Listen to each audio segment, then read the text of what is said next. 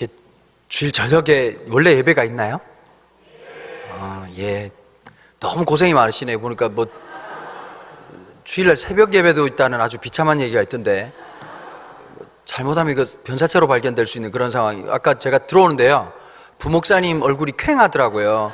그래서 저도 이제 우리 이 직업으로 33년째 있으니까 다 알잖아요. 그래서 제가 혹시 주일날 새벽기도 있냐고 했더니 근심된 표정으로 있다고 얘기를 하셨어요.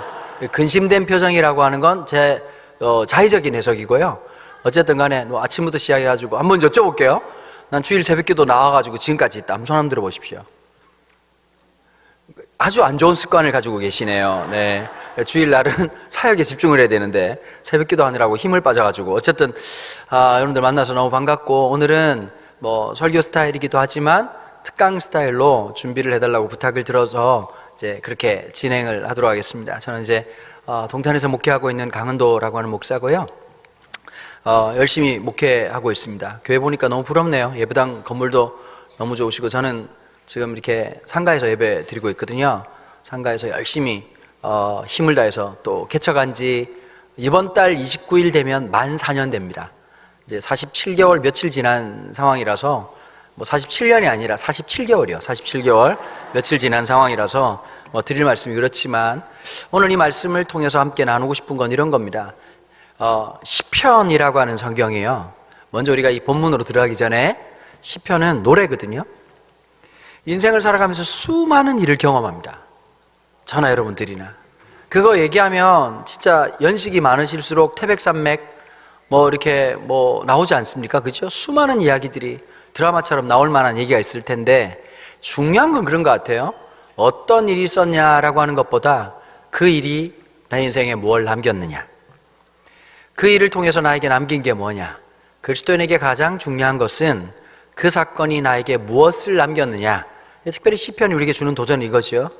그 슬픈 사연이, 그 아픈 사연이, 그 즐겁고 기쁜 사연이 시가 되고 찬양이 될 수 있는 것.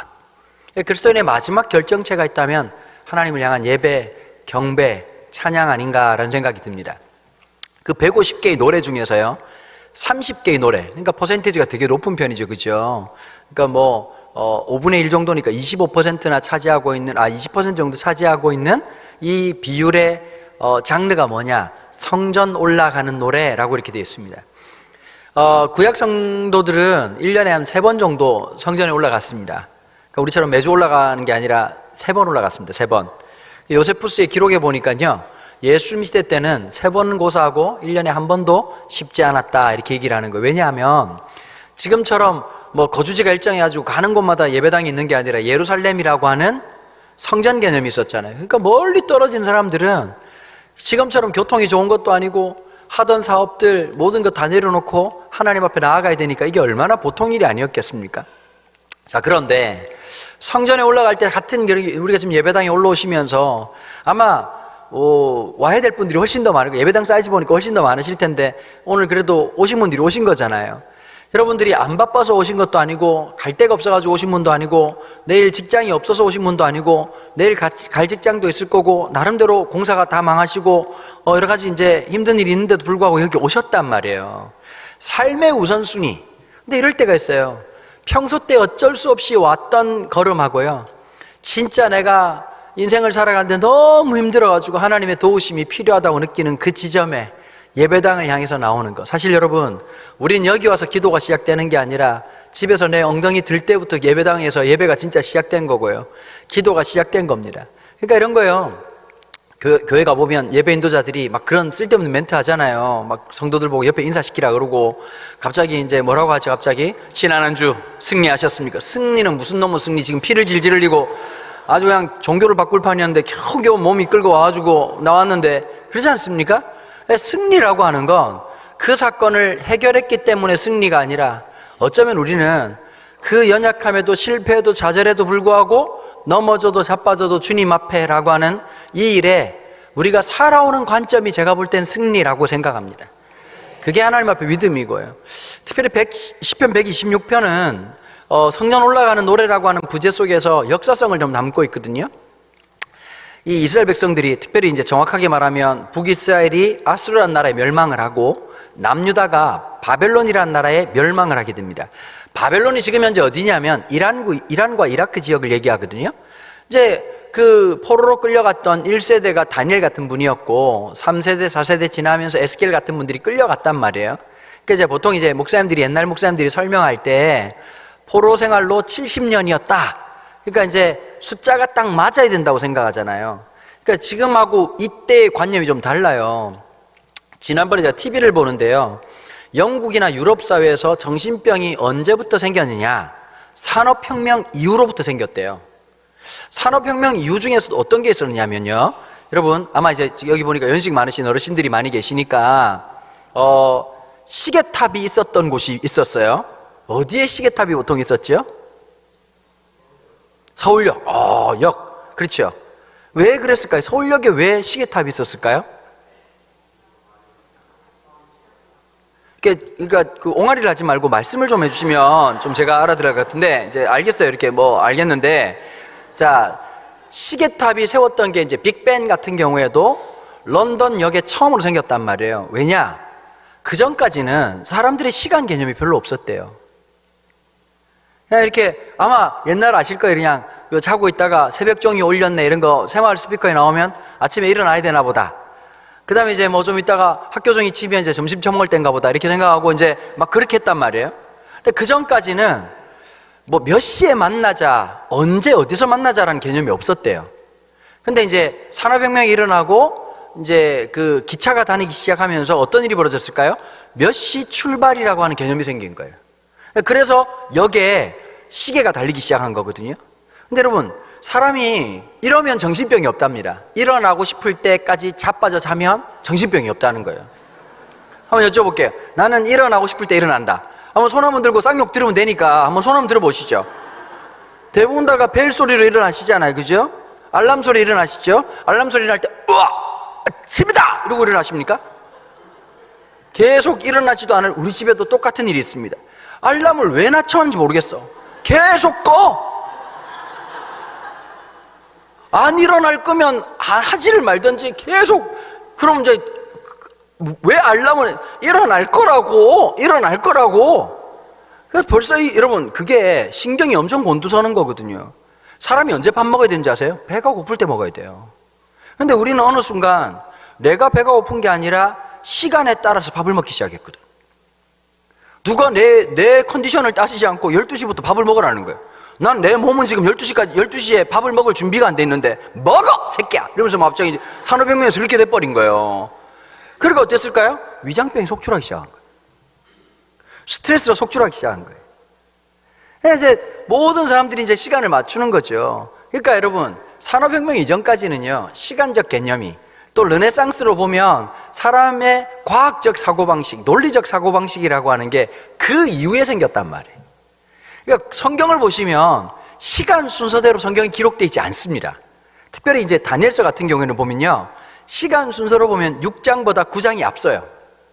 그럼 저한테 물을 거 아니에요. 아니 목사님, 그러면 성경은 왜 이렇게 기록됐습니까? 이걸 의식의 흐름으로 기록됐다고 말하는 거예요.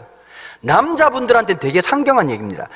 남자분들한테는 사회생활을 하시는 분들이 아무래도 이제 퍼센테이지가 요즘은 여자분들도 많아지셨지만 남자가 많다 보니까 논리 정연해야 된다면 남자와 여자가, 제가 물론 남녀라고 이렇게 나눠서 말씀드리는 게 좀 그렇지만 일반적으로 그렇다는 뜻입니다. 남자분들하고 여자분들하고 싸우게 되면 부부 싸움을 할 때 가장 큰 차이가 어떤 것이죠? 시제가 안 맞아요. 시점이 안 맞아. 갑자기 오늘 얘기를 해. 막 얘기하다가 여자분들 어떻게 하죠? 과거와 미래를 홍길동보다 더 쉽게 넘나든단 말이에요. 막 오늘 무슨 문제 때문에 얘기하고 있다가 기억났어 여보, 20년 전에도 그랬다고. 그러면 지금 얘기를 하는데 왜 지금 그 얘기 하니까 갑자기 생각이 났다고. 이걸 의식의 흐름이라고 얘기한다고. 사람들은, 남자들은 일반적으로 시간의 순서나 경중을 따져서 얘기하는 반면 여자분들한테는, 남자들 들을 때 이렇잖아요. 그냥 미안하다고 몇 번을 얘기했는데 그 얘기를 또 꺼내고 10년 전 20년 전 얘기하면서 또 울고 그때 미안하다고 했잖아. 그러면 눈물이 나는 걸 어떻게 하라고 이제 이러면 이제 또 싸우기 시작한단 말이에요. 자, 의식의 흐름으로 기록이 됐어요. 무슨 말씀을 제가 드리려고 하냐면 70년이라고 하는 것은 어간잡아 70년이지 이게 딱 맞아 떠서 70년이 아니에요. 자, 첫 번째 이유를 들어볼게요. 남유다의 멸망을 몇 년으로 잡을 거냐, 이거 되게 어렵습니다. 자, 보세요. 다니엘이 포로로 잡혀갔을 때는 예루살렘 성전이 붕괴되기 전이었어요. 그러면 그때로 멸망 시점을 잡을 것이냐, 아니면 에스겔 같은 경우는 완전히 멸망되고 성전이 무너지고 난 다음에 포로로 끌려갔거든요. 그럼 어디를 멸망의 시점으로 잡을 거냐. 또 하나, 직선거리로 1440km예요 직선거리로 1440km. 지금 감이 안 오시는데, 부산에서 출발해가지고 서울 찍고 평양 찍고 신의주 찍고 그 만주벌판 지나서쯤 가면 1440km예요 지금도 감이 안 오시면 천천히 걸어가시면 이해되실 거예요. 지금처럼 도로가 발달돼도 아주 먼 거리인데요, 그 당시에는 직선거리로 갈 수 있는 게 아니잖아요. 산을 돌고 강을 건너가지고 가야 되는 거리였단 말이에요. 일반적으로 계산할 때 3년에서 3년 6개월 얘기를 합니다. 잡혀가는데, 그러면 딱 가가지고 바로 몸을 이동해가지고 바벨론으로 끌려간 것도 아니고, 그 다음에 하나님께서 바벨론 유세에서 포로에서 돌아오게 하시는 그때도 시간이라고 하는 경점을 어떻게 잡을지 알 수 없기 때문에 70년이라는 세월이 쉽지 않단 말이에요. 근데 거진 100년이라고 생각하시면 돼요. 자, 대부분의 바벨론으로 끌려갔던 유대인들은 신앙을 가졌을까요? 버렸을까요? 쉽게 제가 설명드려 볼게요. 여러분, 지금까지 예수 믿으면서 시험에 든 적이 한 번도 없다, 손 한번 들어보세요. 예수 안 믿는 겁니다, 그거. 적어도 여러분, 여기 남으신 분들은 교사들도 많으시고 주일 저녁 이 시간에 오신 분들은 적어도 삼원대길교회 진성당원들일 텐데, 너무 고급한 단어라 알아듣지 못하시는 것 같은데, 주일날 와가지고 이렇게 한 그릇 밥 처먹고 사라지는 분들 말고, 밥도 먹고 계속 앉아있다가 담임 목사님 강의를 듣고 밥을 먹고 또 앉아있다는 거, 이게 굉장히 무리한 스케줄이거든요. 새벽 기도부터 제가 듣기만 해도 공황장애 걸릴 것 같은데 그걸 하셨단 말이에요. 되게 열정이 있는 분들이에요. 근데 대부분의 사람들 중에 우리가 신앙생활 하면서 어떨 때 시험이 들던가요? 기도하고 마음을 쏟고 충성을 다했는데 하나님이 그 기도 안 들어주실 때, 그게 참 마음이 속상하다고. 내가 열심히 공부하고 아들도 공부 열심히 하고 나도 기도 열심히 하고, 진짜 다른 분들은 애가 고3이라서 교회 봉사 못하겠다고 얘기하는데 난 충성해야지, 나는 뭐 까닭이 없는 건 아니지만 내가 마음을 다해야지. 그러면 좀 하나님이 좀 인센티브도 좀 주시고 어드밴티지 좀 주시고, 영어라 다 못 알아듣는지 모르겠지만 하여튼 막 좋은 거 이렇게 엎어가지고 갖다 붙여가지고 해주시면 참 좋을 것 같은데, 굳이 그 아이가 그날따라 컨디션이 안 좋아가지고 시험을 못 본 것도 아니고 그냥 컨디션이 너무 안 좋아가지고 애가 응급실에서 시험을 쳤다, 그러면 어떨 것 같으세요? 시험 들만 하지요. 내가 운전 잘못해서 사고 나는 건 모르겠는데 어떤 미친놈이 술 처먹고 와가지고 들여받아가지고, 여러분 그러면 여러분 그게 뭐 극단적인 얘기일지는 모르겠지만 내 마음이 어떨 것 같으세요? 살면서 이런 일 저런 일 없을 수가 없지 않습니까? 규범으로 짜여져 있는, 정해져 있는 룰만 있으면 우리가 문제가 안 되는데, 그 룰을 넘어서는 수많은 사건과 사고, 설명할 수 없는 수많은 일들이 우리 인생에 덮칠 때가 얼마나 많습니까? 남유다 백성들도 마찬가지였어요. 포로로 끌려간 사람들은 그래도 남유다에서 엘리트 그룹들이었단 말이에요. 왜냐? 그 당시에 글을 읽을 줄 알고 지도력을 갖고 있는 사람들은 소수의 사람들이었어요. 바벨론 느부갓네살은 되게 똑똑한 사람이었죠. 이 나라를 마비시키려면 어떻게 하면 될까요? 지도력 있고 머리가 돌아가는 놈들은 다 뽑아내면 독립전쟁 못할 테니까. 그래서 왕족과 귀족들의 사람들, 똑똑한 놈들 다 뽑아갔어요. 그래서 처음으로 홀려왔던 다니엘 같은 경우에 특목고에 집어넣죠. 이런 전 세계 최초의 특목고, 바벨론 고등학교라는 데 들어가가지고, 이 학교는 국립으로서 뭐 기가 막힌 거죠. 네가 어떤 민족이든 어느 출신이든 상관없이 이 바벨론이라는 거대 제국을 위해서 준비된 3년 뒤에 시험을 쳐서 성적대로 등용시키는 엄청난 탕평책이었단 말이에요. 얼마나 신경을 쓰는지, 느부갓네살 왕이 직접 급식을 챙기고, whatever you want, 네가 원하는 것이란 무엇, 1인 1실, 침대는 시몬스, 흔들리지 않아요. 기가 막힌 데다가 교육을 하고 있는 거예요. 빨대를 어디 꽂아야 되겠어요? 당연하죠. 남유다는 멸망했으니까요. 대부분 다 신앙을 버리는데, 다니엘서 1장 8절에 보니까 다니엘은 뜻을 하나님께 정했다는 거예요. 우리가 볼 때는 그 말 듣고 아멘이라고 말하지만, 여러분 그 시대에 사는 사람으로서는 뭐라고 말할까? 저 미친놈이 헛짓거리 하는구나 라고 생각했을 거란 말이에요. 충청도식으로 하면 뭐요 시방, 뭐 하는겨, 눈치가 있는겨, 이제 이렇게 말할 만한 그런 선택을 했다는 뜻입니다. 그런데 그 인생 속에서 하나님 함께 하셨어요. 여러분, 저나 여러분들이나 믿음이 대단해서 여기 앉아 있는 거 아닙니다. 내 의지로 앉아 있는 거 아닙니다. 얼마든지 우리의 믿음이 떨어질 만했지만 하나님 도우시고 하나님이 함께 해주시고 하나님 역사하셔서 여기까지 있는 거거든요. 예, 맞아요. 내 믿음으로 된 거 아니에요. 난 내 의지로. 가끔씩 그런 분들 계시거든요. 저는 한 번도 하나님을 향한 마음을 잃어버린 적이 없다. 이걸 구라라고 얘기합니다. 혹시 그렇게 생각하는 분들은 그냥 좀 정신적인 질환이 있다고 스스로 생각하시면 돼요. 그럴 수가 없어요.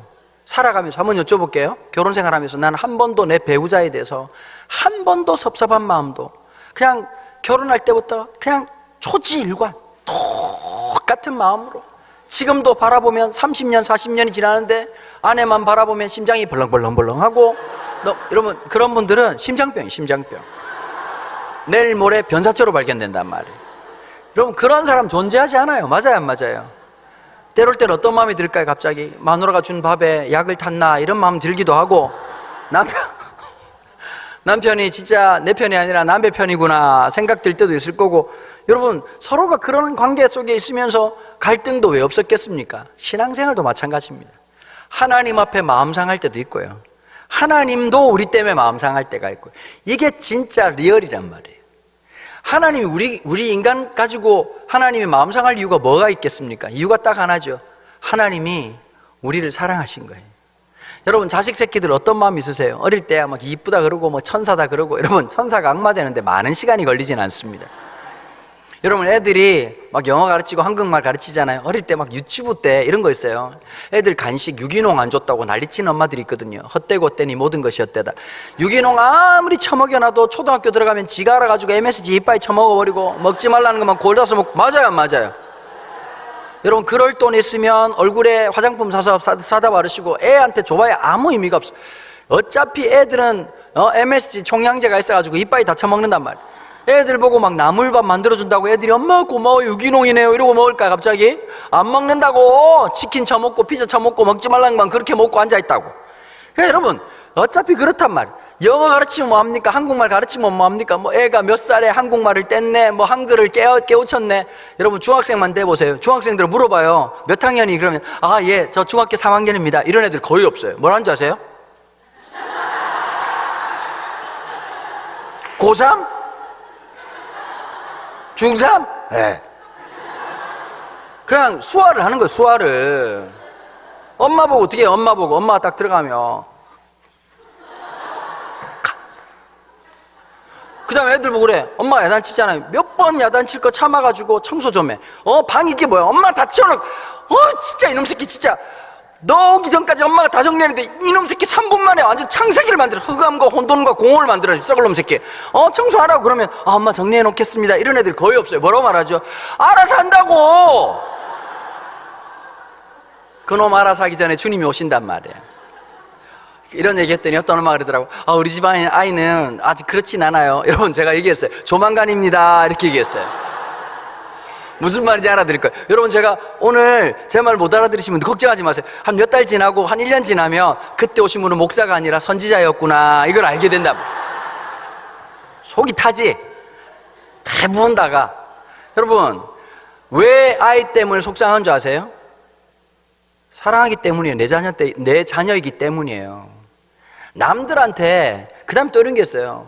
얘네들이요 이런 게 있어요. 애들도 내수용이 있고 수출용이 있거든요.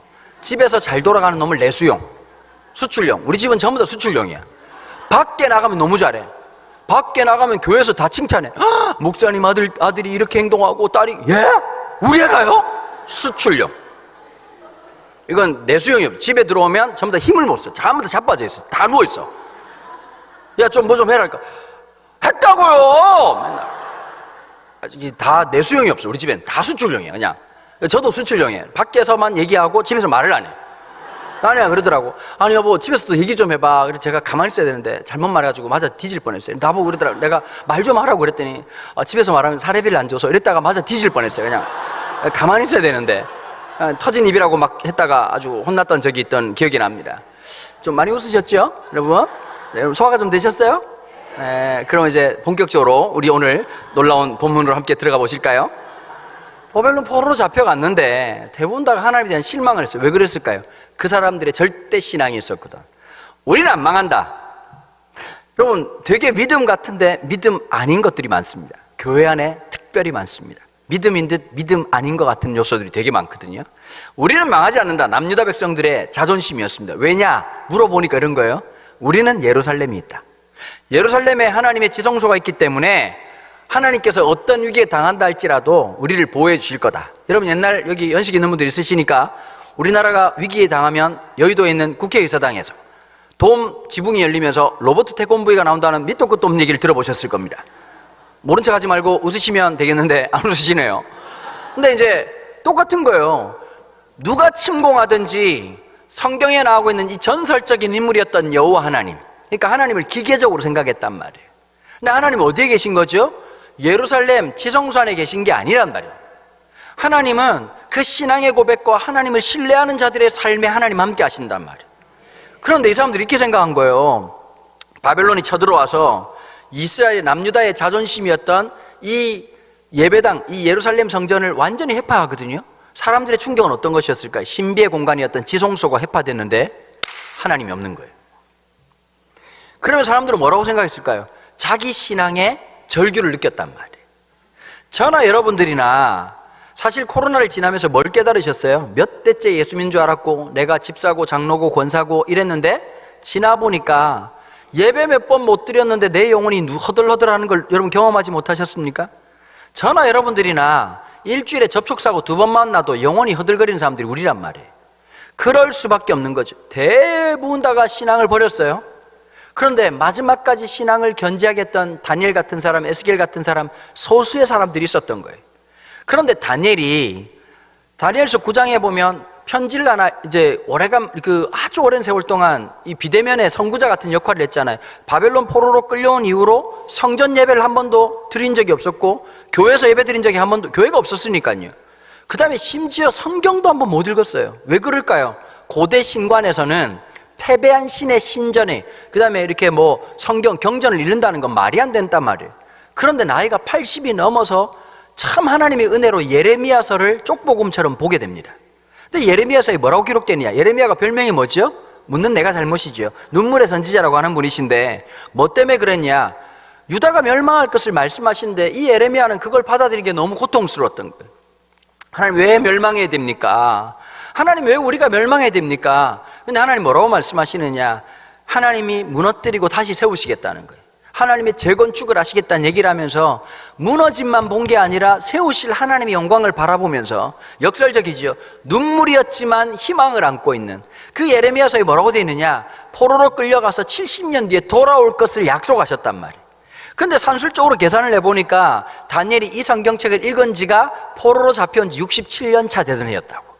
그러면서 9장에서 보니까 목숨을 걸고 3주 동안 하나님 앞에 경성하고 금식하고 기도하면서 하나님 앞에 전적으로 하나님을 의지했단 말이에요. 근데 그걸 소위 말해서 뭐 다니엘 기도회라 그러고 있는데 원래 다니엘 기도회는 간증하는 게 아니라 기도하는 건데 간증을 이빠해가지고 그냥 뭐 다니엘 기도라고 뭐 여기까지만 얘기하겠습니다. 어쨌든 뭐 그런 게 있었는데 그러고 있다가 기도하면서 무장을 합니다. 근데 환상을 하나 보게 되죠. 하나님의 천사가 메시지를 가지고 있는 전령이 오는데 갑자기 누가 막아서느냐? 바사군의 군대가 막아섰다. 바사가 어디냐면 페르시아를 한자 음력을 한 거예요. 이탈리아를 한자 음력하면 이태리, 그 다음에 프랑스를 블란스 하는 것처럼 이 페르시아를 한자 음력을 하면 바사가 된단 말이에요. 이 바사군의 페르시아 군대가 막아서가지고 있는 그 전쟁을 하는 걸 보면서 앞으로 심상치 않은 일이 있을까라는 걸 알게 됐던 거죠. 그러고 있으면서 기도하며 준비했던 일 중에 한 가지가 어떤 것이죠? 바로 사자굴로 들어가는 그 일을 알고도 6장 10절에 보니까 왕의 조서에 도장이 찍힌 것을 알고도 늘 그랬던 것처럼 예루살렘으로 난 창문을 하루에 3번씩 열고 하나님 앞에 기도하고 뭐라고 말하고 있지요? 감사하였더라 라고 말하고 있단 말이에요. 그러니까 자기의 운명이 어떻게 된가 상관없이 하나님이 행동하시고 하나님의 역사의 주관자가 눈에 볼 때는 느부갓네살 벨사살로 보이지만 그 인물이 아니라 다리오라고 보이는 것이 아니라 하나님이 역사의 실체라는 사실을 깨닫고 알아가는 거. 제가 농담처럼 자주 그런 얘기합니다. 사실 우리 교회 제가 바지 사장이거든요. 사장님이 따로 있어요. 누군지는 아시죠? 몰라요? 이분들하고 도대체 대화가 안 돼 설교를 못 하겠네요. 제가 바지 사장이에요. 우리 진짜 오너가 따로 있으시거든요. 여기도 잘 모르겠어요. 정치적 성향이 다 다를 거 아니에요. 국민의힘도 있을 거고 민주당도 있을 거잖아요. 사실 우리는 같은 당입니다. 예배당이라고. 어차피 우리는 같은 당이에요. 우리의 모든 것은 어디에 기준하고 있죠? 하나님의 말씀의 기준에 있단 말이에요. 말씀에 부합한 정치를 하면 우리는 비판적 지지를 하는 거고, 아닐 때는 저항하는 거고. 그것이 기독교인들이 가져야 될 가장 중요한 정치적이고 살아가는 삶의 일상적 스탠스 아니겠습니까? 그죠? 지금 표정들이 안 좋아서 더 이상 얘기하면 서로 이제 좀 그럴 것 같은데, 우리의 인생의 주인, 지금 현재 대통령이 계시지만 역사를 주관하시는 분은 누구라는 걸 우리가 믿고 있는 거죠? 하나님이라는 사실을 믿고 있는 거예요. 이 아이의 문제점이 보이지만 내가 생각하는, 부모로서 생각하는 그 마음보다 더 생각하시는 분이 이 아이의 참된 주인 되신 그 하나님께서 이 아이의 인생을 붙들고 계시고 역사하시고 함께하고 있다는 것, 우리가 생각하고 바라는 것보다 더 놀랍게 함께 하실 그 하나님을 신뢰하는 거잖아요. 그러니까 믿음은 이런 거예요. 갑자기 아멘! 하고 가는 게 아니라 갑자기 어떻게 되냐? 믿음으로 산다는 게 쉽지가 않아. 어떻게 되냐? 맨 마지막에는 에라이 모르겠다 이러면서 사는 게 이게 믿음이거든요. 이게 목사님 잘 안 맞는 것 같아요. 이 교회랑 제가 전체적으로 뭐가 안 맞아요. 이게 새벽 기도를 드리니까 이게 문제가 생기는 거예요. 자꾸 에라이 모르겠다라고 하는 말은 오해하시면 안 되는 게요, 무턱대고 막무가내로가 아니라 우리가 고민하고 염려하지만 그러나 어찌됐든지 우리의 결론은 하나님이시라는 뜻이거든요. 우리가 믿음이, 여러분, 하나님이 하시는 뜻이 다 동의가 되던가요? 한번 여쭤볼게요. 나 기도 응답으로 결혼했다. 손 한번 들어보세요. 뭐 다 사고 친겨? 아니, 기도 응답을 이렇게, 기도 응답 받고, 손 들어봐요. 내일 모레 들려고 하지 말고, 충청도가 안 맞아요. 우리랑 안 맞아. 야, 충청도가 제일 힘들어. 내가 2년 동안 충남 강경에 있는 감리교 연합 집회를 했었거든요. 연합 집회 하는데 웃지를 않으시더라고. 갈 때 웃으시더라고. 갈 때 웃고, 2년째인데 아직도 감리교는요, 부흥회하면 10번 집회를 해요. 주일 저녁, 월요일 새벽, 낮, 저녁, 화요일 새벽, 낮, 저녁, 수요일 새벽, 낮, 저녁. 한 놈 불러서 전기를 빨아먹겠다는 생각으로 집회를 하는데 2년 연장하고 올해 1월 달에 한 번 더 했었거든요. 그 교회 선임 장로님이, 원로 장로님이 저 손을 잡더니 그러더라고. 눈물을 흘리시면서, 이 충청도 분들이 감정 표현을 잘 안 하시는데 너무 좋아서 저한테 딱 한마디 했는데 저한테 별로 안 와닿더라고요. 근데 담임 목사님이 한마디 하더라고요. 저 장로님 저 말하는 걸 처음 들었다는 거예요. 나보고 뭐라 그런지 아세요? 또 와요.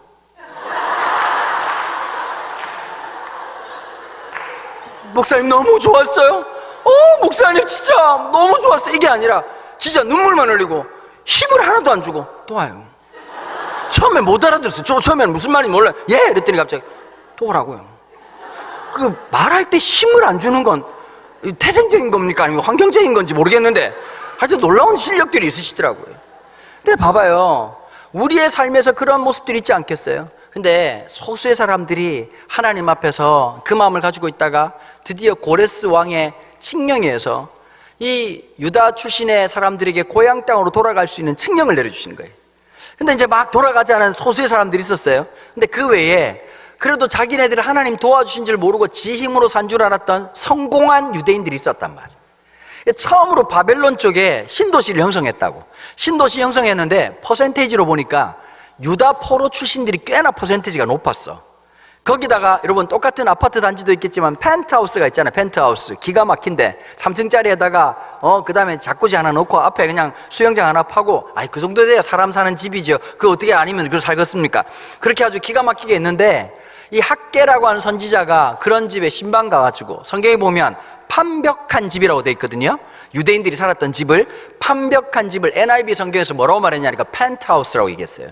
기가 막힌 데 가가지고 우리도 같이 가자, 우리도 돌아가자. 근데 이 사람들이 돌아갔겠어요? 여러분 생각해봐요. 그 펜트하우스에 앉아가지고 손주들 물놀이 하는 거 쳐다보면서 이제 할아버지 할머니들이 얘기하는 거죠. 여보 기억나오? 우리가 바벨론 왔던 그 첫날 말이요. 기억나죠? 몇 날 며칠을 잠을 못 자고 밥을 못 먹고 살아보겠다고 애들 죽으라고 공부시켜야 되겠다 생각해가지고 아들 놈 의대 보내고 딸도 뭐 약사시키고 해가지고 이렇게 해가지고 성공해야지. 그 주마등 같이 있으면서 막 열대 과일 하나씩 먹으면서 그때가 기억나오 뭐 이러고 노래 부르고 있는데 갑자기 띵동 이라고 학교가 분위기 파악 못하고 자! 할렐루야! 드디어 주님께서 우리의 고향 땅으로 부르셨습니다. Let's go! 이러니까 어떻게 했을까 갑자기? 또라이 새끼 헛소리하고 앉았네 이렇게 얘기했단 말이에요. 그때 좀 미친 분들이, 제정신 아닌 분들이 그 하나님 은혜 받아가지고 먼 거리를 모든 기득권을 포기하고 거의 100년 동안 완전히 황무지처럼 베어져 있었던 예루살렘으로 돌아왔는데 보니까 현실이 너무너무 기가 막힌 거예요. 성벽은 무너진 지 100년이 돼가지고 엉망진창이지요. 하나도 없이 모든 것이 무너져 있는 상태에서 이거 어디서부터 시작해야 되는지 모르겠다고 생각하는 순간이었습니다. 그때 한 명이 어떻게 시작해야 될지 모르는 순간에 외쳤던 한마디, 울며 씨를 뿌린 자는 기쁨으로 단을 얻는다. 제가 우리나라 특별히 이제 이화여고에 가면 좀 그 채플 설교할 때마다 마음이 참 묘할 때가 있어요.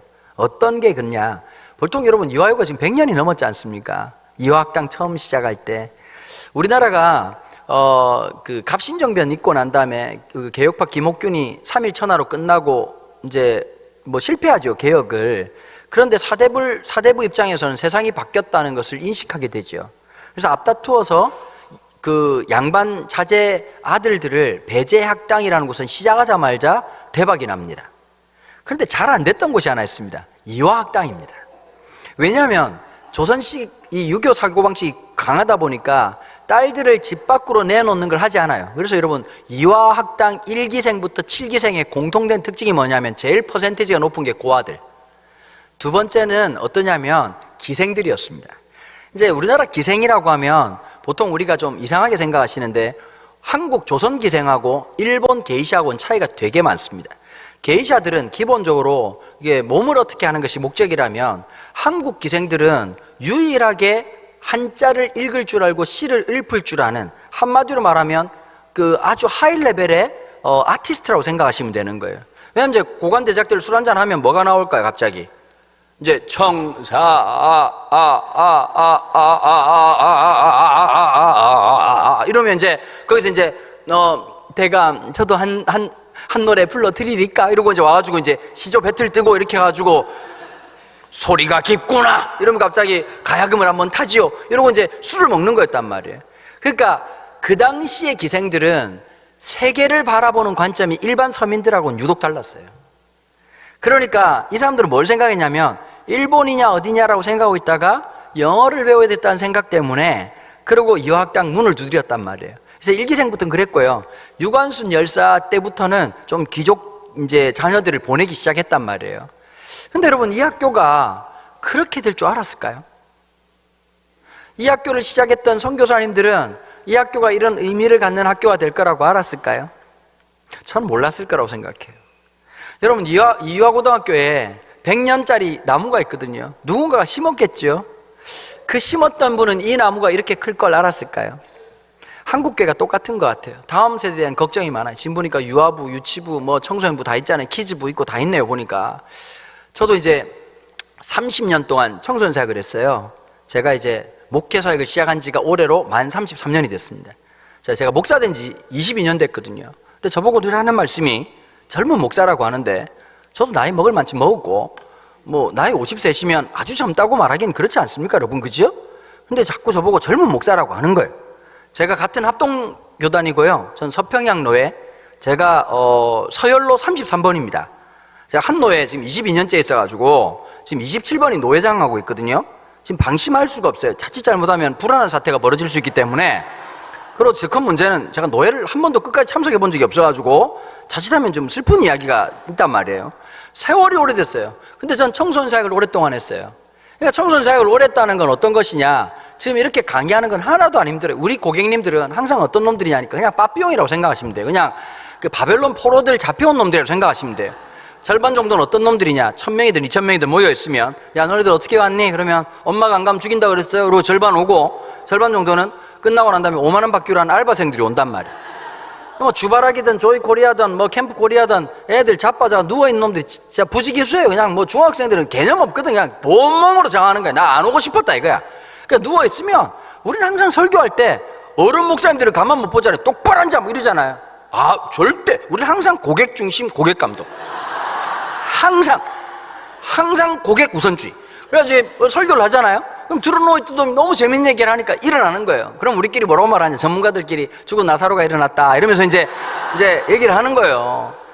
그런 사역을 하다 보니까 아마 제가 쓰는 언어들이 기본적인 목사님들의 언어들하고는 차이가 굉장히 많은 게 30년 동안 그 친구들하고 이렇게 있다 보니까 이제 그러니까 언어가 좀 색달라질 수밖에 없었죠. 제가 2019년 12월 29일 날 개척을 딱 했거든요. 개척을 하고 난 다음에 9명으로 저까지 포함해서 9명으로 개척을 했어요. 하다못해 여러분 강대상은커녕 보면대도 하나 준비 못하고 생각 없이 개척을 해버렸단 말이에요. 개척을 해가지고 딱 있는데 이게 참 기가 막히잖아요. 그러고 3주 뒤에 뉴스에서 여러분 안녕하십니까? 8시 뉴스입니다. 중국 우한에 폐렴이 돌고 있답니다. 이게 코로나가 될 줄 누가 알았겠냐고.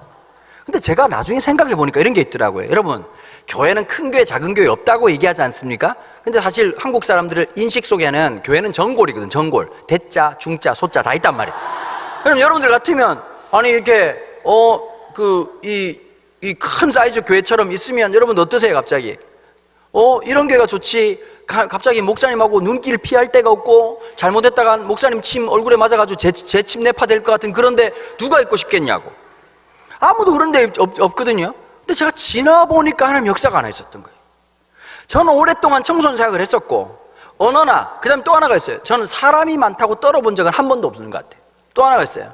제가 이제 CBS All for One 이런 데 제가 출연하고 있거든요. 보셨는지 안 보시는지 모르겠어요. 저는 한 번도 나는 출연하고 한 번도 본 적이 없어요. 항상 입금만 확인하지 제가 보질 않거든요. 기독교 TV는 1년에 한 번 정도 보는 것 같아요. 이렇게 엄청 심심한 날, 아무것도 하기 싫은 날, 리모컨을 붙잡고 정말 더럽게 하기 싫은 날 계속 올리다 보면 스님이 2번 나오고 그 다음에 이제 신부님 나왔다가 목사님들 5번 연장 나오는 게 기독교 TV란 말이에요. 여러분 기독교 TV 나이 드신 분들 보시지. 아니 우리같이 젊은 사람들 젊다고 얘기하면 또 젊은 애들이 또 그러나 하여튼 뭐 MZ들 입장에서는 기독교 TV 재미없잖아요. 갑자기 목사님들 너무 신기한 게 저는 재밌게 설교를 해야 애들이 들으니까 했단 말이에요. 근데요 코로나가 딱 터지고 나니까 모든 교회가 유튜브로 들어가야 되는 거예요. 이게 큰 교회인지 작은 교회인지 뭐 대자인지 중자인지 소자인지 모르겠고 그 다음에 너무 감사한 게 대한민국 거의 99%의 목사님은 더럽게 재미가 없어요.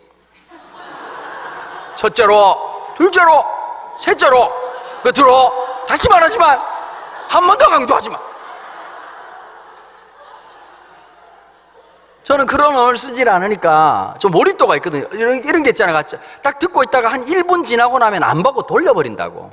근데 막 이렇게 막 말도 좀 빠른 편이지 장면 전환도 엄청 많지 얘기도 엄청 재미나게 하지 그러니까 막 듣기 시작하고 그게 또 그 전에 또 뭐 유튜브로 많은 방송들이 나오기도 하고 대박 친 것 중에 하나가 2016년도에 다니엘 기도회라고 하는 집회에 제가 초청을 받았거든요. 비하인드 스토리. 여러분 이 다니엘 기도회 때 제가 6개월 전에 한 7개월 전인가 초청을 받았어요. 근데 그날 몸이 제가 되게 아팠어요. 감기 몸살로. 여러분 몸이 아프면 어디가 맛이 가죠? 귀가 맛이 가요. 아무것도 못 듣고 제가 오해를 했어요. 다니엘 기도회가 뭔지를 몰라가지고 다니엘 기도회에 대한 설교를 해달라고 알아듣고 제가 다니엘 기도회에서 유일하게 다니엘 설교를 한 유일한 목사입니다. 제가 그날 몰랐습니다. 다니엘 기도회가 뭔지 모르고 당일날 갔어요. 그래서 제가 자꾸 그러더라고요. 이분들이 다니엘 기도를 아냐 그래서 내가 열받더라고. 내가 목사인데 다니엘 기도를 왜 모르냐고. 내가 안다고 그러니까 아시냐고. 그래서 알죠. 다니엘이 기도했는데 왜 모르겠어요 제가. 그러고 와가지고 그날이 수능 날이었단 말이에요. 그러니까 제가 오해하기 딱 좋은 시점. 난 청소년 사역자고. 그러니까 수능 끝나고 청소년들 집회를 하는데 다니엘이 기도한 내용을 설교해달라고 생각하고 갔는데 3,000명이 모였는데 얼굴에 무슨 뭐 인생을 뭐 험하게 살았는지 고3들은 아무도 없고 뭐 절반 정도는 머리가 없으시고 하여튼 뭐 이렇게 인생 역변을 많이 당하신 분들이 앉아있더라고요. 그래서 그날 그 집회를 한 거예요. 그리고 그날 스트레스를 엄청 받았거든요. 왜냐하면 밑에 있는 사람들이 뭐 시간 지켜라 뭐 이런 얘기 하지마 저런 얘기 하지마 이런 목자 보고 그렇게 해버리면 여러분 이런 거 있잖아요. 그냥 음식 마음 편하게 이래 될 텐데 짜게 하지 말고 응? 싱거워도 안 돼. 간이 세도 안 되고 그러면 풀 뜯어 먹으라고 새끼야 이런 마음이 들잖아요 사실은. 근데 뭐 교회에 대한 부정적인 얘기 하지 마라 뭐 이런 얘기 하지 마라 저런 얘기 하지 마라. 여러분 그 말이 목사한테는 되게 스트레스가 되거든요. 그러니까 막 좀 짜증이 난 데다가 올라가 설교를 했어요. 근데 그게 통합해가지고 1,000만 뷰가 넘을 거라 누가 알았겠어요. 그러고 있다가 이제 개척하고 난 다음에 새롭게 하소서에서 출연해달라는 거예요. 저는 예수 믿는 4대째 지원에 태어났습니다. 저희 아버지도 목사님이시거든요. 그러니까 늘 저희 집에는 CBS 라디오 아침부터 틀어져 있었어요. 7시 되면 돌아가신 조윤기 목사님, 여러분 복된 아침입니다. 오늘도 여러분들과 하나님 함께 하신 놀라운 역사가 있기를 축원합니다. 이러면 갑자기 시작했던 거 있다가, 여러분 새롭게 하소서 기억나세요? 옛날 그 권사님 나오셨을 때 그렇게 해가지고 갑자기 새롭게 하소서 이러면 그 여자 권사님께서 할렐루야 안녕하십니까, 지난 한 주도 주님의 놀라운 평안으로 함께 사셨는지요, 여러 가지 인생 역경 가운데 함께 하신 주님의 놀라운 역사, 오늘 김 권사님을 통해서 듣는 아름다운 시간 되도록 하겠습니다. 권사님 나오셔서 환영합니다. 그리고 이제 중얼중얼 하다 보면 내가 어린 나이에 들어도 이건 진짜 이게 완전히 토지 같은 얘기, 태백산맥 같은 이야기가 막 나오는 거예요. 남편 암 걸리고 애도 교통사고 나고 시어머님 어떻게 되고 자기도 자궁암 걸려가지고 죽을 뻔했는데 하나님 살려주신 이야기 그러고 이제 듣다가 울다가 그랬단 말이에요. 그래서 저한테 전화가 온 거예요. 새롭게 하소서에서. 일단 아버지가 살아있어요. 엄마가 계속 아프긴 하지만 살아계시거든요. 저는 많이 건강하거든요. 애들도 이렇게 상태가 좋은 건 아니지만 치명적인 게 있는 건 아니란 말이에요. 학교를 갑니다. 그러면 된 거 아닙니까, 여러분? 그 집에 와서 밥을 먹습니다. 그 정도면 된 거 아닙니까, 인간으로서? 이제 그렇게 제가 그랬어요. 제가 아프지 않습니다. 우리 엄마도 아빠도 살아있습니다. 이랬더니 말이에요. 이분이 웃더니 옛날하고 달라졌다고. 그래서 이제 나갔던 게 한 달 만에 100만 뷰가 넘을 줄 누가 알았겠냐고. 코로나 딱 터지니까 엄청 심심했잖아요. 볼 게 없어. 갑자기 우리 교회만 알았다 갑자기 계속 유튜브라고 하는 게 알고리즘이 뜨니까 우찬수, 자기성 이렇게 해가지고 찬수 목사님 설교 많이 듣고 유기성 목사님 듣다가 두 분도 여러분 또 비슷비슷하잖아요. 설교가. 이찬수 목사님도 새로운 듯 새롭지 않고 똑같은 얘기하면서 제가 지난주에 책을 한 권 읽게 되었습니다. 그 책에서 제가 놀라운 것을 발견하게 되었습니다. 제가 한 구절 읽어드리도록 하겠습니다. 똑같은 얘기를 지금 웃는 분들은 지금 찬수 형님 거 이빨 들은 분들이거든요. 안 웃는 분들은 비기독교 환자들. 이렇게 보니까 이렇게 반야심경 들으신 분들이 지금 혈반 정도 왔어요. 그러고 있다가 유기성 목사님 거 듣다가 들으면 좀 지치잖아요. 똑같은 거라도 여러분 가수가 아무리 좋아도 똑같은 노래 들으면 좀 지겹잖아요. 그렇죠? 그렇게 해가지고 있다가 이제 잔잔바리로 이제 나오는 게 제설교란 말이에요, 이게. 들어보니까, 그게 주로 제설교 듣는 분들은 운전할 때 잠 깨기에 참 좋다, 이런 얘기 하시고, 우울증 환자들이 많이 들으신다는 거예요. 우울증이 너무 좋아졌다는 거예요. 그러면 감사의 표현으로 커피 기프트콘이라도 보낸다든지 이래야 되는데 그냥 날로 먹고 그냥 입을 닫는 분들이 한두 분이 아니신 그런 비참한 사태였습니다. 지금도 늦지 않습니다. 여러분 더 푸른 교회 구독, 좋아요, 알림 설정하면 제가 일주일에 한 번씩 나타나가지고 여러분들을 기쁨과 즐거움의 놀라운 세계, 말씀의 세계로 인도하도록 하겠습니다. 여러분 그런 하나님 역사가 있을 줄 누가 알았겠냐고요. 전 전혀 기대하지 내 마음속에 한이 하나 있었어요. 어떤 한이 있었냐, 청소년 사역하면서 맨날 물론 이제 우리 교회에서는 우리 장로님들 그렇게 하지 않으시겠지만 장로님들 그런 게 있잖아요. 갑자기 돈 안 쓰기를 사명으로 생각하는 분들이 계시다고. 우리는 돈 모아 주님 앞에 천국 갈 때 주님께 한 몫을 올려드려 주님 마였겠습니다 이러고 이제 갖다 바치려고 하는 장로님들이 많으시거든요. 우리는 빚 갚기 위한 공동체 이렇게 생각하는 교회가 많단 말이에요. 그러니까 여러분 사실은 청소년 사역은 엄청 처먹거든요. 구원은 예수님 피로, 중고등부 부흥은 닭 피로라고 하는 슬로건이 있어요. 피자와 닭으로 영혼이 부흥된다. 그러니까 구원은 예수님 피로, 부흥은 닭 피로. 여러분 애들이 기도의 시간을 기다립니까? 기도회 끝날 때쯤 되면 콧구멍에서 나는 피자와 치킨 냄새 벌렁벌렁거리면서 조금만 더 견디면 기도회가 끝난다는 이 종말론적 신앙으로 그 기도회를 견딘단 말이에요. 분명히 기도할 때는 배 아팠던 놈이 통닭을 보자마자 치유되는 기적을 경험하고, 소화가 안 됐던 놈이 다 나았다고 얘기하고 그걸 엄청 처먹고. 그러니까 이제 애들 사역을 해야 되는데 보니까 늘 동결 이게 동결 건조도 아니고 무슨 어디 라면 스프 만드는 것도 아닌데 애들 맨날 하시는 말씀이 돈으로 하려고 하지 말고 믿음으로 하라는 거예요. 그럼 예배당도 믿음으로 지시지 왜 돈으로 지었습니까? 갑자기 벽돌 믿음 이러면 딱 이래가지고 사장님 결제는 믿음이에요? 이러면 딱 하면 될 텐데 사실은 안 그렇잖아요. 대부분 다가 예배당 지었다고 사역 못하고 속이 상하는 거예요. 진짜 힘든 게 이런 겁니다. 어떻게 하죠? 활기차게 사역하고 열심히 사역하고 애들 붕대게 만들고 뜨겁게 만들고 돈 없이 이렇게 얘기한단 말이에요. 한이 쌓이더라고요. 그래서 제가 딱 그런 마음이 있었어요. 나 이거 꼭 한번 해보고 싶었거든요. 연말 되면 내년 예산안 가져오지 않습니까? 유치부, 그 다음에 영화부, 주일학교 이렇게 가져오잖아요. 제가 꼭 하고 싶은 게 있어요. 그거 가지고 사역이 되겠어? 그걸 꼭 한번 해보고 싶었어요. 장로님들 지금 표정이 안 좋은 분들은 다 장로님들 지금 표정이 썩고 있어. 지금 우리 담임 목사님이 잘못 데려왔구나 이게. 근데 한번 생각해봐요. 그게 마음이거든요. 저희 교회 지금 48개월 됐거든요. 지금 우리가 유치부가 지금 50명이 넘었어요. 주일학교가 지금 우리 주일학교 평균 출석이 90에서 100명 사이거든요. 중고등부가 지금 100명 가까워. 청년부가 대박이야.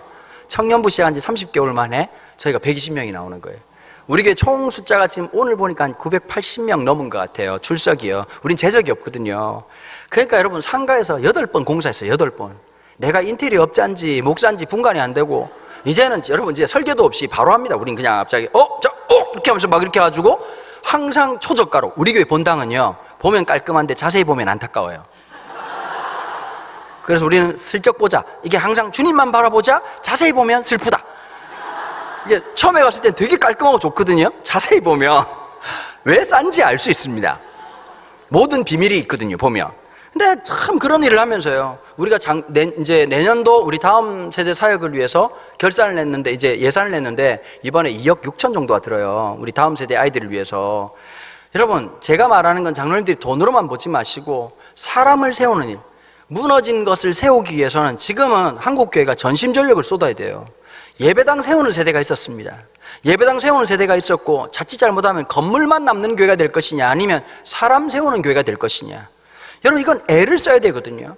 근데 참 놀랍게도요. 저희 교회 딱 시작하면서 유치부 전용실이 따로 있죠. 그 다음에 영화부실 따로 있죠. 초등부실 따로 있죠. 유년부실 따로 있죠. 이번에 청소년부실 따로 만들어줬거든요. 본당 공사비에 3배 들었습니다. 애들이 그러더라고. 구리면 안 오겠다. 나쁜 놈들이 나쁜 놈들. 어른들은 구려도 와요. 욕하면서. 근데 애들은 구리면 안 온단 말이에요.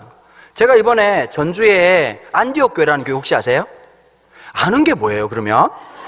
우리 업계에서 안디옥 교회라고 하는 교회가요 이게 기장측 교회인데 독특한 교회입니다. 일대 이동희 목사님이 모든 교회 헌금 수입의 60%를 선교를 썼던 교회거든요. 그래서 이제 이 교회가 컨테이너 막사처럼 옛날 군대 막사처럼 만들어가지고 에어컨을 단지 6년밖에 안 된 교회. 개땀 흘리면서 선교한 교회. 근데 문제가 뭔지 아세요? 이번에 3대 목사님이 오셨거든요. 제 또래거든요. 이 교회가 어떻게 됐냐? 선교를 그렇게 열심히 했어요. 근데 이 교회가 선교지가 됐어요. 주일학교가 없어요. 왜냐하면 이 교회는 선교를 목적으로 두다 보니까 교회 주일학교 예산이 없는 거예요. 그러니까 선생님들이 돈을 내서 했어. 근데 옛날에는 그럴 때가 있었잖아요. 막 감동되고 막 선생님들이 막 오뎅 떡볶이 해줘가지고 애들 막 그것만 먹어도 뭐 좋습니다 좋습니다 이러는데 요즘 여러분 애들 떡볶이 주면 어떻게 하냐? 안 먹어요. 맵다고요. 여러분 피자도 싼 많이 주면 먹어요 안 먹어요? 싼 많이 주면 먹어요 안 먹어요? 이렇게 좀 대답 빨리. 제가 지금 성격이 급해가지고 지금 49분이라서 정확하게 11분 남았어요. 11분. 여러분 빨리 여러분 나오고 난 다음에 뭐 좋았더라 좀 더 들었으면 그런 말도 안 되는 소리 하지 말고 빨리 반응을 하시는 게 좋아요. 애들 안 먹어요. 그러니까 세상이 바뀌었는데 제가 그 교회 집회를 갔어요. 근데 목사님이 딱 얘기를 하더라고요. 목사님 우리 교회가 짓기로 했는데 많은 분들이 또 이렇게 그걸 싫어하는 분도 계시다는 거예요. 저야 한 번 가면 설교하고 끝나는 거예요. 저는 항상 설교할 때마다 좀 자신감 있게 하는 편이에요. 왜냐하면 이 교회에 없어도 아직 못 간 교회가 39,000 교회가 남아있다는 이 정신으로 아직 나를 부를 수많은 교회가 있다. 여러분 있을 것 같죠 느낌에? 제가 스케줄이 생각보다 바빠요 여러분. 이런 식으로 하면 꼭 기억하도록 하겠습니다 여러분. 근데요 제가 그런 얘기를 했어요. 난 딴 교회 모르겠지만 전주 안디옥 교회 예배당 짓는 거나 1000번 만번 찬성이다. 여러분 이동희 목사님과 일대의 그 귀한 정신은 꼭 유지하시라. 그러나 옷은 갈아입으시라. 세월이 지나면 옷을 갈아입을 수 있어야 된다. 지금 우리 교회가 지금 안디옥 교회가 유치부가 없다. 왠지 아시냐? 유치부가 있을 공간이 있냐고. 이 전쟁터 같은 곳에 이 어려운 곳에서 청소년들한테는 여러분 애들이 믿음이 있겠어요? 이런 게 있다고 보니까 막 우리 교회 아이들이 초등학교 때 뭐 쓸데없는 소리 하잖아. 갑자기 예수님의 복음에 대한 뜨거운 열정을 만들고, 중학교 때 세계관을 공부시키고, 고등학교 때 하나님 영광을 헌신하도록. 그럼 막 애들이 막 제가 고등학교 3학년인데 하나님 영광을 위해 살고 싶어요. 중학교 3학년이 막 예배 시간에 막 눈물을 내 삶을 드립니다. 주님이 중학교 3학년 헌신하면 뭐라고 말할까? 일단 급식을 처먹고 와라. 주님도 부담스럽다고. 신앙은 그렇게 되는 게 아니거든요. 어른들이야 믿음이 있고 하나님 은혜, 그럼에도 불구하고 예배할 수 있지만, 아이들은 이 생각, 교육기관이 아니라 선교기관이에요. 어떤 의미에서요? 새로운 미전도 종족. 이 종족의 특징이 뭐냐? 어릴 때부터 교회를 다녔으나 인격적 신앙이 없으며, 아무리 찬양을 불렀으나 그 찬양의 주인 되신 주님을 제대로 알 수 없는 놀라운 새로운 종족들이 생겼단 말이에요. 자, 중고등부 손들어, 청소년부 선생님들 손 들어보세요. 손을 왜 못 들까요? 저렇게밖에 못 드는 이유는 충격과 공포에 휩싸였기 때문인 거예요. 애들, 여러분, 청소년부 선생님들이 제일 힘든 직업 중에 최고의 3D 집중 뭔지 아십니까? 찬양 인도입니다. 여러분, 찬양할 때 막 여러분 따라할까요, 안 따라할까요? 애들 일단 기분이 나쁘다고. 왜 기분 나쁘냐? 집에서 애들 보고 얘기하잖아. 토요일날 빨리 자, 내일 아침에 일찍 일어나야 되니까 엄마 내일 화 안 나게 좀 부탁해. 빨리 자는 거야. 그럼 애들이 네 알겠습니다, 내일 주님 앞에 온 마음으로 온 뜻으로 예배 드려야지. 그런 놈이 있어요, 없어요? 알아서 한다고. 새벽 1시에 빨리 자라고. 잠이 안 온다고. 그러다가 새벽 4시에 자가지고 처음에 이제 불 깨우는 거지. 예배 가야지. 이러다가 예배 가야지. 이러면 갑자기 예배 가야지. 김지은. 이제 그러기 시작하면 이제 그때부터 이제 한바탕 하고 막 이놈의 새끼 그럴 줄 알았다. 정말 잘하자. 그렇게 말하는 거죠. 나 모르다고. 진짜. 그 애들이 뭐라고 갑자기 신앙 고백을 한다고. 뭐라고 말하지? 예수님 안 믿는다고. 안 믿는데 왜 가야 되냐고. 그럼 막 이 새끼. 어이구 하나님 아버지 하나님. 그러니까 욕을 이빨 쳐듣고 와가지고 중고등부에 들어오는 거야. 지금 선생님들 안 그래도 저놈들 쳐다보면 진짜 막 가슴이 지금 가위 눌릴 것 같아. 힘들어 죽겠는데 와가지고 표정들이 전부 다 영혼 없는 좀비 같은 새끼들이 들어와. 와가지고 앞자리에 앉질 않아. 뒷자리에 앉아. 그럼 선생님이 앞에 가. 왔다고요. 찬양해. 막 찬양하는데 아무도 안 따라해. 우리 손을 들고 찬양할까요? 애들이 짜증을 내는 거야. 갑자기 야, 이 찬양 좀 따라해봐. 그럼 뭐랄까 애들이 예 찬양하겠습니다가 아니라 했다고요. 소리가 안 들리는데 마음으로 했다고요. 여러분, 중등부한테 얘기해 보십시오. 남자애들한테 지난주 어떻게 지냈는데, 그럼 애들이 선생님 진짜 지난주에 너무 스펙타클한 일이 많았어요. 월요일부터 진짜 장난 아니야. 1교시 국어선생님 와 개빡쳐. 완전히 막 또라이 같은 이런 얘기 아무것도 안 해. 지난주 어떻게 지냈니? 에? 애들이 표정이 똑같다니까. 에? 혹시 오늘 말씀 듣고 어떤 걸 느꼈어? 에? 기도 제목이 있니? 에? 여러분, 저분들은 선교사예요. 선교사. 미전도 종족 선교사. 진짜 여러분, 12월 달에 이런 집회를 한다는 건 조직의 의도성이 강해. 주일학교 공동체의 와해를 막기 위한 집회야. 12월 달 집회는 앞으로 제가 이렇게 사례비를 2배로 받기로 했습니다. 이건 왜냐하면 이게 AS 개념이 굉장히 강하기 때문에 이거 진짜 조직에 사활이 걸려 있는 거거든요. 근데 한번 생각해봐요. 신앙생활 아마 여기 계신 분들 중에 좀 편하게 하고 싶죠. 사람 만나가지고 힘들고 김 빠지고 그냥 힘든 일이 너무 많잖아요. 유치부도 이런 게 있어요. 5살, 6살은 귀여워. 7살은 얘들이 완전 원로급이고 원로급. 뒤에 딱 벽 기대고 앉아가지고 율동도 안 해. 알아고 이렇게 다리 아프다고 율동 못한다고. 여러분 7살짜리 그렇거든요. 여러분 6학년은 거의 그냥 경로잔치라고 생각하시면 돼요. 그냥 안 한단 말이에요. 여러분 중고등부 청소년부 있잖아요. 여러분 생각해봐요. 고등학교 3학년하고 진로를 놓고 고민하고 있는 놈하고 중학교 1학년 여기가 어딘가요? 이렇게 왔다 갔다 하는 놈하고 서로 대화가 되겠냐고. 사실은 말이 안 되는 그 어려운 순간들이 있다고. 근데 여러분 하나 아셔야 될 게 있어요. 그게 신앙의 과정이라고. 어떤 대단한 목사가 와가지고 갑자기 안수한다고 자빠져 예수 믿겠습니까? 다 임계점이 있어요. 라면 물 올린다고 물이 바로 끓지 않아요. 1도부터 시작해가지고 점점 올라가서 몇 도에 물이 끓어요. 이거 모르면 우리 그냥 여기서 그만둡시다. 그냥 이건 뭐 100도에 그거 임계점이라고 얘기하잖아요. 사람의 임계점은 정해져 있지 않거든요. 어떤 사람은 초등학교 때 예수님 믿는 사람이 있고, 어떤 사람은 중학교 때, 고등학교 때. 여러분, 중학교 때, 고등학교 때 예수 믿은 애들이 조직신학적인 복음을 제대로 알아들이고 대속적인 우리 주 예수 그리스도의 큰 놀라우신 은혜, 하나님 아버지의 아버지 되심, 우리가 죄인이었으나 우리가 아직 연약할 그때 그리스도께서 우리를 위하여 죽으심으로 하나님의 그 놀라운 사랑을 확증하셨느냐고 하는 이 기가 막힌 놀라운 사실 앞에 아는 게 아니라, 말도 안 되는 찬양 하나에 꽂혀가지고 예수 믿기도 하고, 말도 안 되는 간증 하나에 예수 믿기도 하고, 앞에 있는 놈이 울고 있으니까 나도 울어가지고 예수 믿기도 하고, 여러 가지 일이 있었단 말이에요.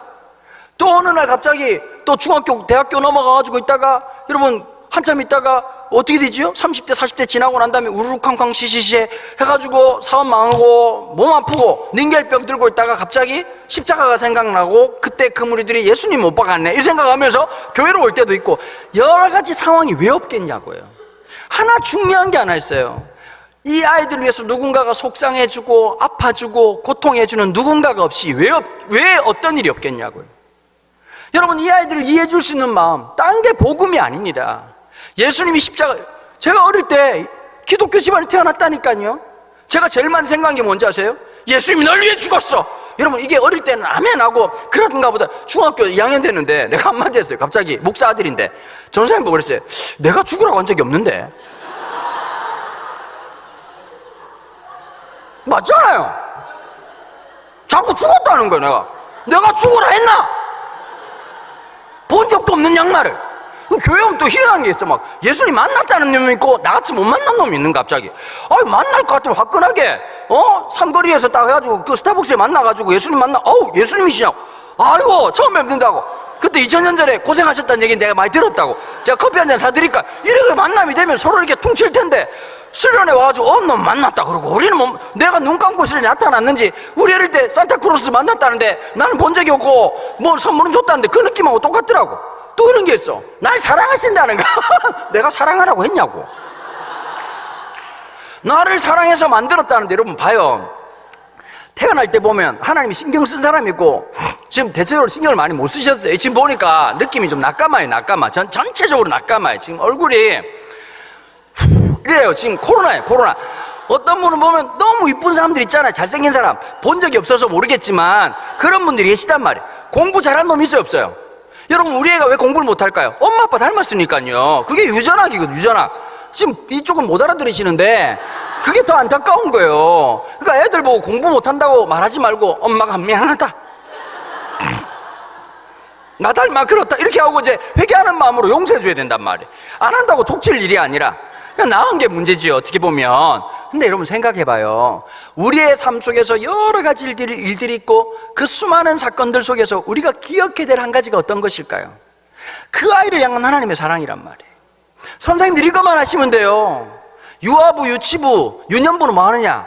이런 교회면 되는 교회야. 애들이 교회 왔다가 엄마가 집에 가자, 안 갈 거라고, 교회에 있을 거라고. 그 교회는 되는 교회. 오자마자 언제 갈 거야? 엄마 집에 언제 갈 거야? 언제 갈 거냐고 와! 성령님이 오셔도 안 되는 교회. 우리 교회가 어떤 교회냐는 거예요. 선생님들이 이거 있어야 돼요. 그 아이들은 복음을 조직신학적으로 받아들이는 게 아니라 선생님의 눈빛 하나, 나를 대해주신 사랑 하나, 나를 기다려주신 그 인내 하나. 여러분, 그게 복음이에요. 표정 하나가. 자꾸 스님들이 이런 얘기 하잖아. 아유, 저는 뭘 잘 못합니다. 하나님 더 잘하십니다, 못하는 건. 하나님 우리 보고 잘하라고 말한 적이 없어. 그 자리 있으라고 말씀하신 거예요. 여러분, 행복하게 하세요. 즐겁게 하세요. 부장님들 잘 들으세요. 회의 많이 하는 교회 공동체 치고 잘 되는 공동체가 없어. 맨날 앉아. 지금부터 사도신경으로 교사회의 시작하도록. 주님도 역겨워 힘들어. 사도신경은 하루에 한 번만 하자. 근데 와가지고 막 회의하면 여러분 주보가 만들어져요? 잔치를 하세요. 밥을 많이 드시고. 부장님은 이거 해야 돼. 항상 리더십은 어디서 배워야 되느냐? 웰컴 투 동막골에 나오는 마을 이장님한테 배워야 돼. 여러분, 그 영화에서 이런 게 있잖아요. 북한군하고 인민군하고 중대장이 서로 만나잖아요. 근데 사실 북한군 인민군 중대장이 되게 인텔리였단 말이에요. 이 사람은 이상주의자였어. 어떨까요? 모든 사람들이 기회가 균등하게 나눠지고 모든 사람들이 함께 노동하고. 근데 그게 사회주의에서 실현돼야 안 돼요? 안 됐다고. 그런데 웰컴 투 동막골 가니까 이장을 중심으로 함께 노동하고 함께 소비하고 함께 살아가는데 너무 아름답게 돌아가는 거예요. 그래서 이제 인민군 중대장이 그 할아버지한테 묻잖아요. 동호회 영도록은 어떻게 시작하는 겁니까? 이랬더니 할아버지가 하는 말이 뭘 많이 미는 거이지 이렇게 얘기했단 말이에요. 먹어야 돼. 함께 잔치하고 먹고 즐겁잖아요. 안 될 일이 돼. 선생님들이 이걸 알아야 돼요. 우리끼리 즐겁잖아요. 애들이 거기서 안정감을 느껴. 우리가 기뻐야 돼. 즐거워야 돼. 그 하나하나의 순간들 중고등부 선생님들이 얘기했어야 돼요. 애들은 힘들게 할지라도. 근데 한번 물어볼게요. 선생님들 맞습니까? 중고등부 학생 같은데 보니까 선생님들이에요? 그러니까 내가 익숙한 눈빛이에요. 저 눈빛이 불안한 눈빛과 그걸 지켜보는 난. 그러니까 중고등부 선생님들 사람들 선생님들 저분들이 지금 아까 말을 못 알아듣더라고. 충격 속에 있어요. 그 충격 속에. 근데 얘들 너무 착한 애들이야. 일단 목사님 재밌어 안 재밌어? 내가 재미없으면 종교를 바꿔야 돼. 없어. 우리 업계에서는 내가 끝이야. 그냥 더 재밌을 수가 없어. 기대를 하지 마. 근데 선생님들도 마찬가지. 제 말이 여러분 제가 뻥입니까? 현실입니까? 현실이죠. 그러니까 이 마음을 가져야 되는 거예요. 지금은 불신자라고 생각해야 돼요. 쟤들은 은혜 받아도 믿지 마. 유통기한이 30초요. 주님을 위해 살려요! 이러고 갑자기 메롱! 이러고 안 한단 말이에요. 여러분 그 수많은 과정이 있다가 우리가 예수 믿는 거잖아요. 늘 그 좌절하고 자빠지고 넘어졌던 우리를 끝까지 사랑하셔가지고 누군가 눈물을 흘리며 씨를 뿌렸기 때문에 단을 거둔 것처럼 누군가 말도 안 되는 무너진 예루살렘 성전을 구축하고 있다가 두 번째 성전 스룹바벨 성전을 완공하는 날 함께 불렀던 노래가 시편 126편이란 말이에요. 한국 기독교가 마찬가지 아니겠어요? 누가 복음이 한국 교회에 이렇게 있을 줄 누가 알았겠습니까? 누군가 시작했을 때 다 미친놈이란 얘기 들었고 헛된 짓이라고 얘기를 들었겠죠. 그 헛된 뻘짓을 믿음 안에서 행하시는 저와 여러분들이 될 때 하나님 역사할 줄로 믿습니다. 하나님이 이루실 줄로 믿습니다. 저는 그 마음이 들더라고요. 제가 더 푸른 교회를 목회하면서 솔직히 제가 계획한 것도 없고 그렇게 머리가 똑똑한 편도 아닙니다. 우리 담임 목사님처럼 대형교회에서 훈련이 이빨, 여러분 소위 말하면 여러분들 교회 담임 목사님은 한성교회라고 있어요. 한성교회라고 하나님 나라 육군사관학교라고 생각하시면 돼요. 거기서 도원호 목사님이 조우고 빠가 날 때가 좋았단 말이에요. 그래가지고 막 안 되면 되게 하라 뭐 이렇게 하고 막 조인트 까고 막 이런 교회 있었다고 8년 동안에. 그러니까 그냥 내상이 심하다고 생각하시면 돼요. 와가지고 또 하나님 기도하면서 얼마나 왔겠어요. 와가지고 이 교회 또 하나님께서 역사하셔가지고 막 사람들이 모여들기 시작하고 이 활기가 생기고 제가 볼 때 충청도 진짜 내가 보니까 천안에서 이 정도 밟기가 쉽지 않아. 물론 내가 설교해서 그렇긴 하겠지만 이게 밟기가 쉽지 않거든요 보면. 근데 막 하나님 힘을 주셨어. 그럴 때 중요한 게 있어요. 제발 하나님, 여러분 목사님 하나님 보내신 거 믿으시죠? 잡자 이쪽이 문제네. 내가 보니까 여기 빨치산이 몇 명 있어요. 내가 보니까 다시 하나님 보내신 거 믿으시죠? 아 그럼 좋아요. 이거 하면 소리가 거의 그러네. 그러면 목사님 원하신 하나님께서 목사님 질서를 따라 목사님께서 목회하는 걸 통해서 하나님 이루실 걸 믿으시죠? 목사님 말씀하시는 목회적 비전이나 다음 세대를 향한 마음들이 느껴지시죠? 동참해 주세요. 힘을 실어 주세요. 제가 우리 교회는 교단이 짬뽕이거든요. 전 합동인데 그냥 뭐 다 와요. 이렇게 막 이렇게 순복음도 오고 많이 와요. 근데 솔직히 우리 장로교는 좀 더러워요. 뭘 하나 시켜 먹기가. 집사님 뭐 좀 해줘. 제가 지금 아직 기도를 안 해봤고 기도를 평소 때 하라고. 그러니까 그럼 뭐 기도를 안 해봤. 여러분 기도를 안 해봤다는 말은 뭐 안 하겠다는 얘기거든요. 그러니까 한번 뭐 하나 시키면 뭐 좀 부장을 좀 맡아달라 그러면 뭐 이렇게 뭐 하겠다는 사람은 제가요? 제가 할 수 있을까요?